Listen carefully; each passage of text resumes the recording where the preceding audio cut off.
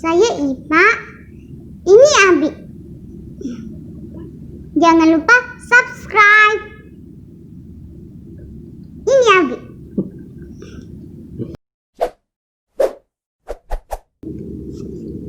Assalamualaikum warahmatullahi wabarakatuh. Pada kesempatan ini kita akan membincangkan bukunya Francis Fukuyama yang berjudul The End of History and the Last Man. Nah, dia ini adalah seorang akademisi dan komentator politik dan penasihat pemerintah Amerika Serikat. Ya, buku ini adalah buku terjemahan. Ya, buku terjemahan The End of History. Ya, kalau diterjemahkan ke dalam bahasa Indonesia itu ya kurang lebih artinya adalah akhir sejarah, ya, akhir sejarah and the last man, dan manusia terakhir. Dan di sini dituliskan kemenangan kapitalisme dan demokrasi liberal. Ya, apa maksudnya the end of history? Ya, akhir sejarah. Ya, apakah akhir sejarah itu berarti akhir dari seluruh kehidupan manusia? Dalam hal ini kita kenal di istilah agama dengan kiamat, ya, atau seperti apa sejarah yang terakhir itu? Nah, tidak lain itu adalah semacam pandangan Fukuyama melihat bahwa perjalanan sejarah manusia ini telah mencapai akhir, ya. Nah, kenapa dia berkata seperti itu? Karena sejarah panjang manusia, ya, kalau kita baca di bukunya Yuval Noah Harari, Perjalanan Umat Manusia itu, ya, itu manusia melewati beberapa fase hidupnya, ya, mulai dari revolusi kognitif, ya, revolusi pertanian, dan terakhir revolusi sains. Nah, apakah sama dengan penggambaran Fukuyama dengan Harari tadi? Nah, ini dari segi kehidupan secara keseluruhan, ya, tapi ada satu prinsip-prinsip yang terbangun dalam tatanan kehidupan manusia itu yang diceritakan oleh Fukuyama. Sebagian besarnya adalah masalah ideologi, politik, dan juga kesejahteraan, ya. Nah, akhir sejarah, ya, dalam pandangan Fukuyama, ya, bahwa tanda-tanda akhir sejarah itu sudah mulai muncul, ya. Dan kita sekarang hidup di akhir sejarah, di mana ideologi kapitalisme, ideologi sosialisme, negara-negara komunis, ya, negara-negara berkehaluan komunis itu jatuh secara total tahun 90-an. Dia sendiri menuliskan buku ini pada tahun 90-an. Jadi itu sangat menggemparkan di dunia akademik, ya, gagasan tentang akhir sejarah, ya. Katanya akhir sejarah dengan kemenangan demokrasi liberal dan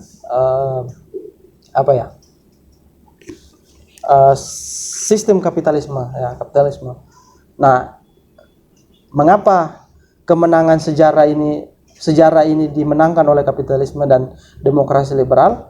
Bahwa kita tahu pemerintahan negara-negara komunis, ya, negara-negara yang totaliter, ya, sekali itu di dunia komunis, kemudian di dunia Islam ada pemerintahan yang teokratis, ya, pemerintahan yang itu didasarkan kepada sistem yang ilahiyah atau sistem yang berdasarkan Tuhan.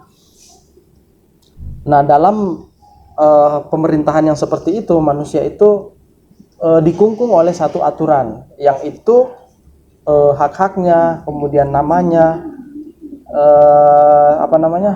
dihalangi atau ditutupi oleh keharusan mengabdi kepada nilai-nilai yang ditetapkan oleh Tuhan kalau dalam teokratis. Kemudian di negara komunis keharusan untuk menjalankan prinsip-prinsip keharusan untuk mentaati sistem totaliter atau sistem sistem totaliter atau kediktatoran penguasa. Jadi kalau praktek di negara komunis itu negara mengambil kontrol penuh terhadap keberlangsungan hidup rakyat. Ya. Jadi adanya kesetaraan itu diatur oleh negara. Negara memiliki kekuatan penuh untuk membagi kekuasaan, untuk membagi kekayaan, kesejahteraan itu. Semuanya diatur oleh negara. Kita melihat bahwa praktek di Uni Soviet, negara komunis yang berdiri setelah revolusi Bolshevik tahun 1917 ya, dimulai dari 1905, itu menerapkan kediktatoran proletariat. Apalagi puncaknya pada saat Lenin naik, kemudian dilanjutkan oleh rezim Stalin ya. Nah, itu negara menjadi diktator, kebebasan ditekan ya. Sebaliknya pemerintah mengontrol penuh ya, mengatur perekonomian sedemikian rupa agar tidak adanya kelas yang dominan satu sama lain, kelas-kelas dalam masyarakat. Nah, kita tahu kan ini penggunaan doktrin Marx ya. Nah, ada kelas burjuis, ada kelas proletariat. Nah, dalam praktek bernegara, terbentuknya dua kelas ini menandakan bahwa adanya ketidakadilan dalam satu sistem pemerintahan. Nah, sehingga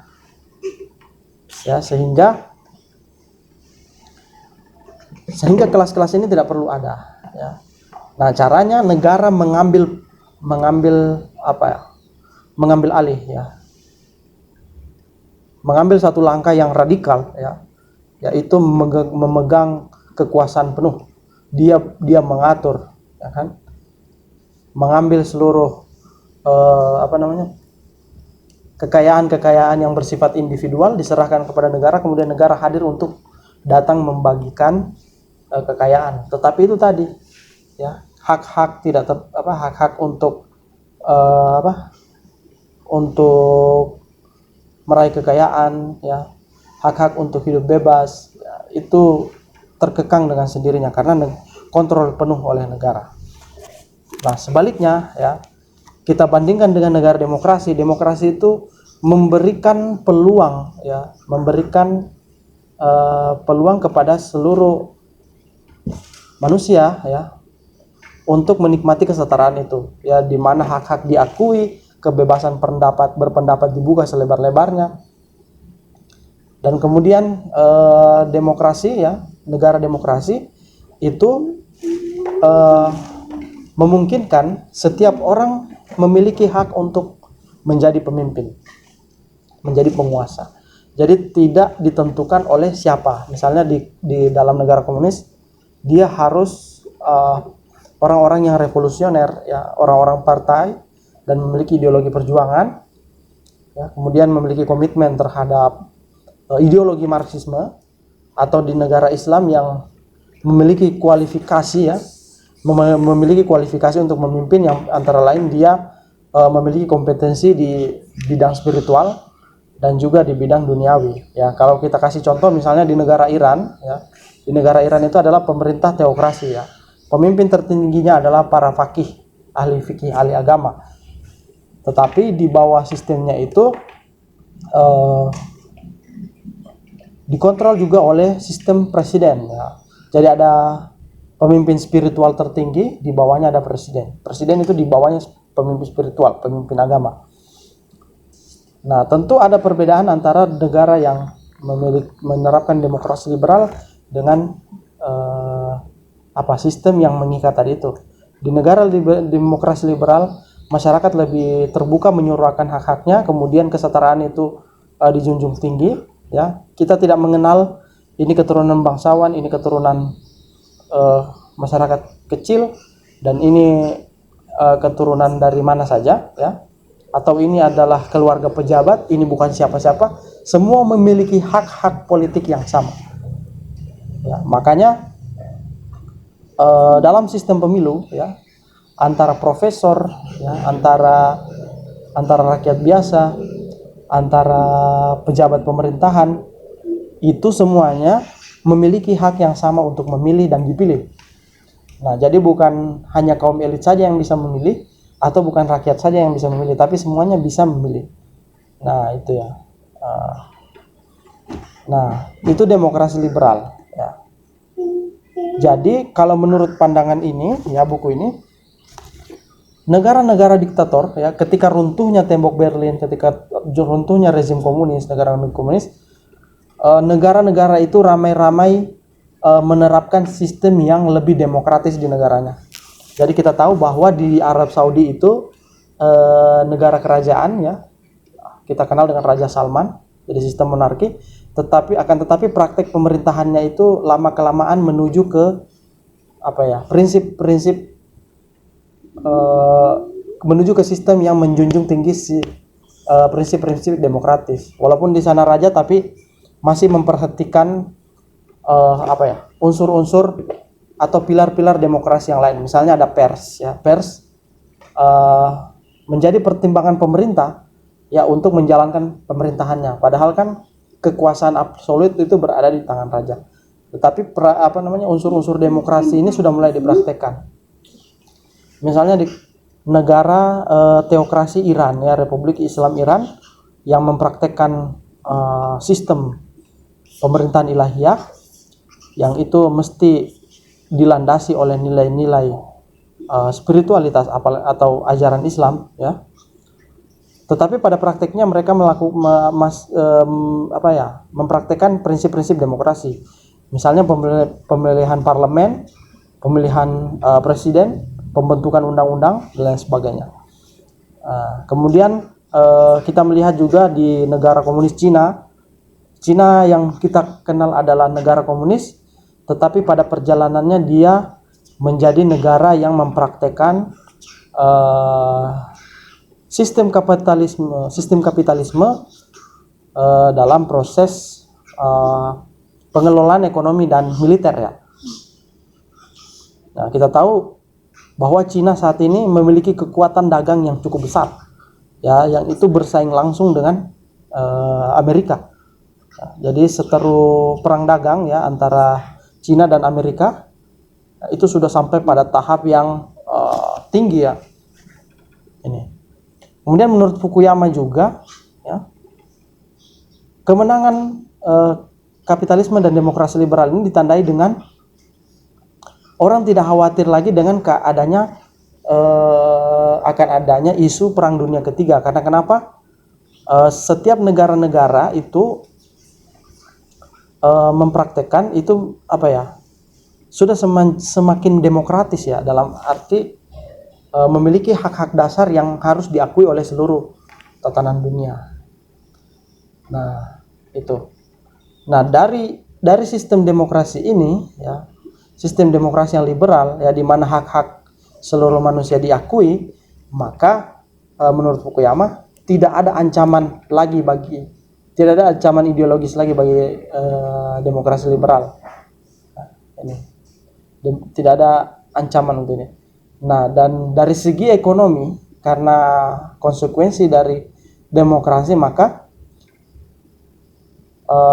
berkembang namanya sistem kapitalis ya. Setiap orang bebas untuk mengembangkan ekonomi ya, setiap korporasi berhak untuk menjadi besar ya, tidak dalam bayang-bayang negara komunisme yang misalnya setiap orang yang ingin mengembangkan ekonominya itu harus mewajibkan disetor kepada negara untuk dibagikan.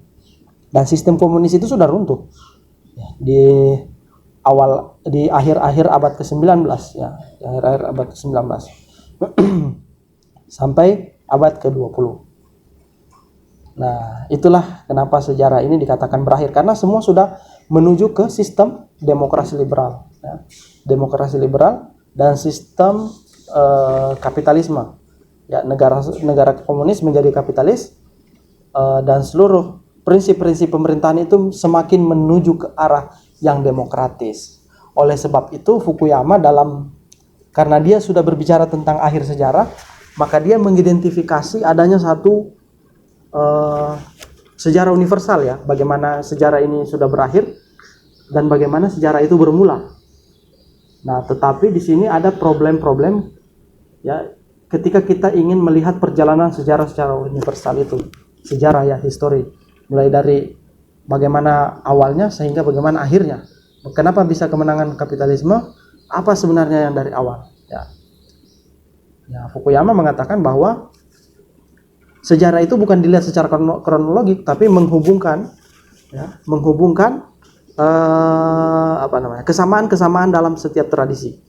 Ya, kita tahu ya, dalam tradisi komunisme, ya, dalam tradisi Islam misalnya, dan tradisi Kristiani itu memiliki perjalanan sejarah atau konsep-konsep kemanusiaan yang berbeda.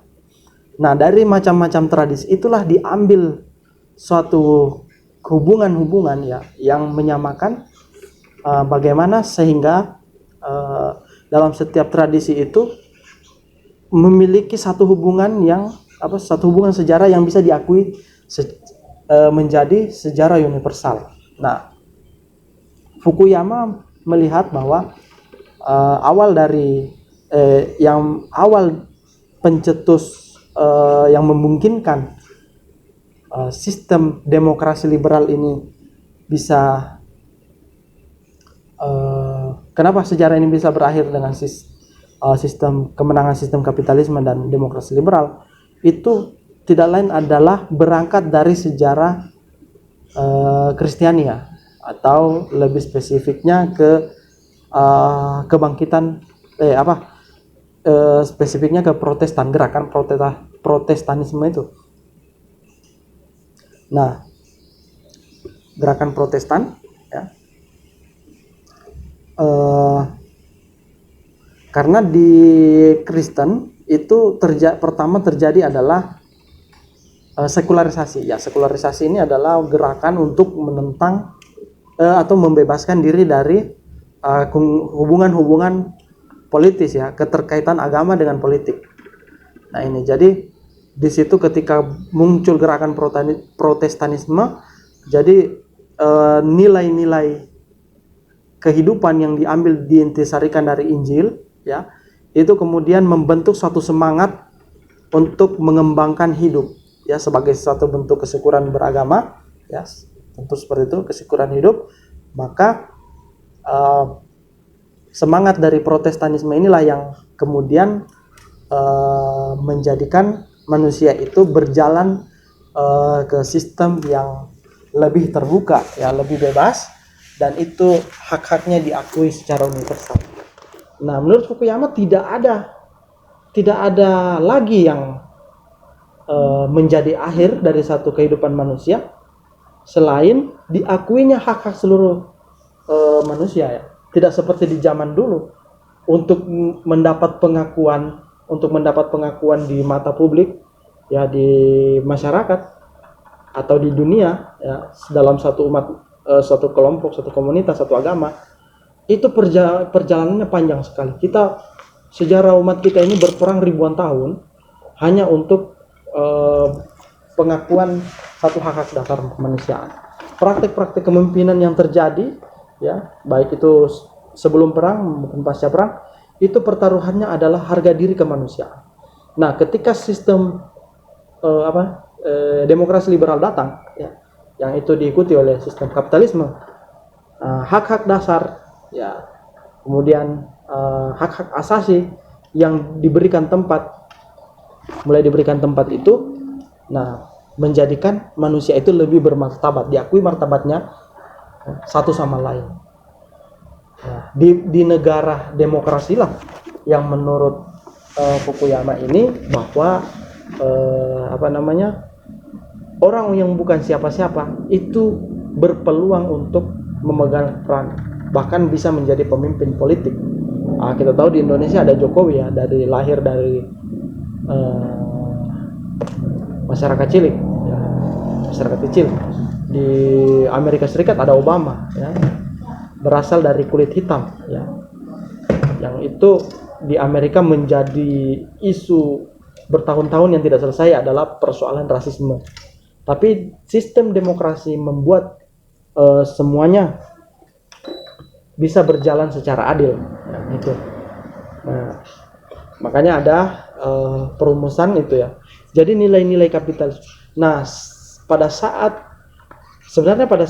Fukuyama menetapkan Injil atau nilai-nilai dari Alkitab, misalnya nilai-nilai Protestanisme itu sebagai awal dari upaya penyusunan sejarah universal, ya, itu sebenarnya dia dipengaruhi oleh pikirannya Max Weber tentang spirit kapitalisme, etika Protestan dan spirit kapitalisme, itu ya.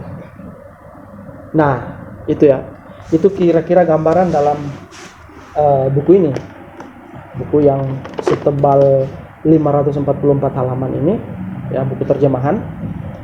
Nah, kemudian setelah berbicara panjang tentang akhir sejarah, yaitu kemenangan kapitalisme dan dan demokrasi liberal, ya, kemudian otomatis Fukuyama juga berbicara tentang the last man. The last man itu adalah manusia terakhir. Manusia terakhir seperti apa yang hidup di akhir sejarah, yaitu manusia yang terbentuk dari sistem demokrasi liberal dan sistem kapitalisme, yaitu masyarakat yang kehidupannya ditopang oleh kemajuan sains, ya, yang menikmati kebebasan, ya, yang mendapati dirinya menjadi manusia yang bermartabat, yang diakui hak-haknya secara universal, ya. Dan kemudian singkatnya kita melihat bahwa akhir sejarah manusia terakhir itu seperti apa yang digambarkan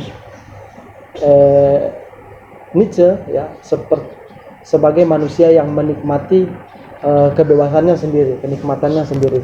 Nah, kurang lebih cerminannya adalah manusia yang hidup di abad-abad pada saat dia menulis ini, yaitu pada tahun 1990-an, ya, di mana dunia baru saja lepas dari sistem komunisme yang mengekang, di mana sistem-sistem monarki, ya, sistem teokrasi, ya, yang mengikat itu perlahan-lahan menjadi demokratis. Nah, maka menurut Fukuyama sistem ini akan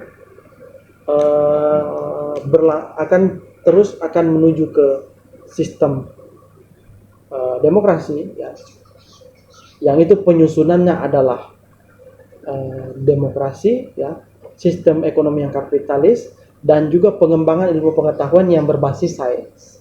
Betul. Jadi tidak ada lagi mitos-mitos tentang keharusan menghamba ke sistem kerajaan.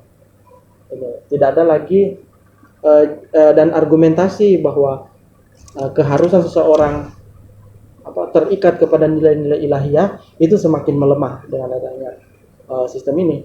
Dan bahkan kelompok-kelompok agamawan, yang khususnya Islam yang selama ini menjadi musuh dari kapitalisme, ya, itu semakin banyak yang menjadi moderat, ya, yang itu pada kelanjutannya mendukung lahirnya sistem demokrasi yang mengakui hak-hak dasar kemanusiaan. Nah, tetapi buku ini, ya, sangat luar biasa, dia mengupas tentang masalah-masalah itu, tetapi tidak luput dari berbagai kritik, ya, kritik dari berbagai kalangan. Nah, misalnya pernyataannya Fukuyama yang menjelaskan bahwa tidak ada ideologi atau tidak ada musuh serius, ideologi yang menjadi musuh serius bagi demokrasi pada saat di akhir sejarah ini. Nah, kenyataannya bahwa masih ada sistem-sistem yang tersimpan, ya, yang itu mulai bangkit kembali, misalnya gerakan Islamisme yang dipelopori oleh misalnya gerakan Wahabi atau HTI, ya, yang kalau yang ada di Indonesia disebut Tahrir, yang itu mencoba muncul ke permukaan dengan menawarkan sistem pemerintahan yang ilahiyah, ya, yang maksud saya tadi berbeda dengan sistem yang dipraktekkan di Iran, ya. Di Iran itu adalah sistem teokrasi yang dipraktekkan dalam suatu negara, tetapi yang saya maksud dengan apa, ya, upaya kebangkitan pemerintah ilahiyah yang satu ini, ya, yang dipelopori oleh kaum yang mengusung negara-negara Islam, itu menginginkan satu tatanan dunia yang berada di bawah satu pemerintahan Islam. Nah, seperti misalnya Hizbut Tahrir, ya, itu. Jadi kelompok-kelompok ini sebenarnya masih menjadi musuh serius bagi demokrasi, dan bahwa Amerika sendiri sebagai negara yang menurut Fukuyama ditaruh sebagai negara yang paling demokratis sekalipun, itu seringkali merasa was-was, ya, dengan sistem ini. Tapi entah kenapa, ya, Fukuyama dengan begitu percaya dirinya, ini kalau kita baca komentar-komentarnya terhadap buku ini, kenapa dia begitu dengan percaya dirinya mengatakan bahwa tidak ada musuh serius dan ini sudah berakhir, sejarah sudah berakhir dengan kemenangan kapitalisme. Padahal upaya-upaya untuk melawan kapitalisme itu masih ada ya, seperti yang misalnya dalam wacana lain itu digambarkan oleh Samuel P.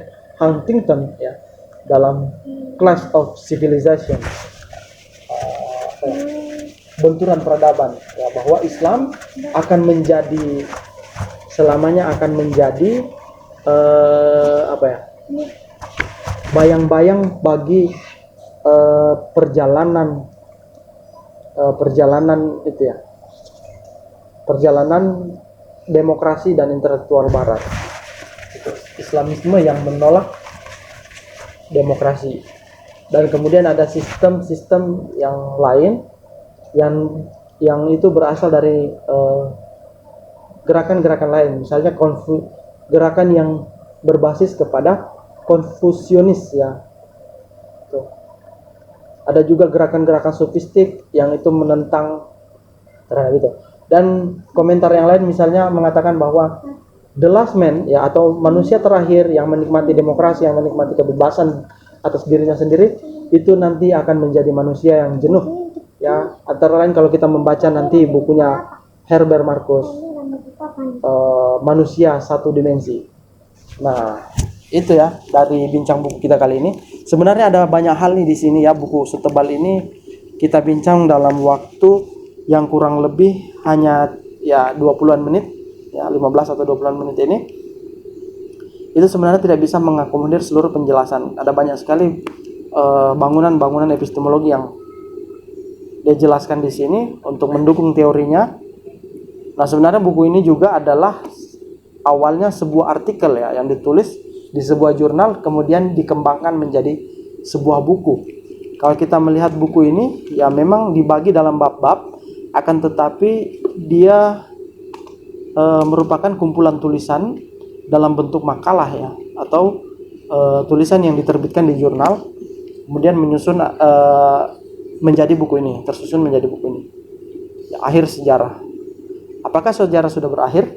Nah, jawaban dari Fukuyama adalah sejarah sudah berakhir dengan kemenangan kapitalisme dan demokrasi liberal. Dan orang yang hidup di zaman itu adalah manusia terakhir, yaitu manusia yang menikmati kebebasan dan mempraktekkan kebebasan itu sendiri. Ya, seperti yang kita jumpai sehari-hari, sistem demokrasi memungkinkan kita dapat memilih dan dapat dipilih. Tidak peduli apakah itu di kalangan pejabat atau masyarakat kecil, dia memiliki hak-hak yang sama untuk dihargai. Tetapi yang namanya sistem yang lahir dari manusia ya, yang itu sudah pasti tidak memiliki kesempurnaan ya. Pada dasarnya semua sistem pemerintahan yang ada di dunia ini semuanya dipraktikkan oleh manusia ya, dan memang tidak ada yang sempurna. Demokrasi juga punya hambatan-hambatan, antara lain ya kalau kita melihat ya perilaku-perilaku misalnya negara-negara adik kuasa yang berwatak kapitalis itu yang menyedot negara-negara kecil ya, padahal seharusnya mereka adalah negara demokrasi, harusnya membimbing atau bertanggung jawab dalam memajukan negara-negara kecil untuk mencapai suatu demokrasi yang sehat. Bagaimana demokrasi yang sehat akan terwujud sementara konflik-konflik yang terjadi di negara itu terus terpelihara? Antara lain faktornya adalah kesenjangan ekonomi dan kesulitan negara dalam hal ekonomi itu sendiri ya. Jadi itu saya kira bincang buku kita pada kesempatan kali ini. Terima kasih atas perhatiannya. Kita akan ketemu dalam bincang buku yang lain. Selamat membaca, salam literasi. Assalamualaikum warahmatullahi wabarakatuh. Terima kasih sudah menonton. Jangan lupa subscribe. Bye.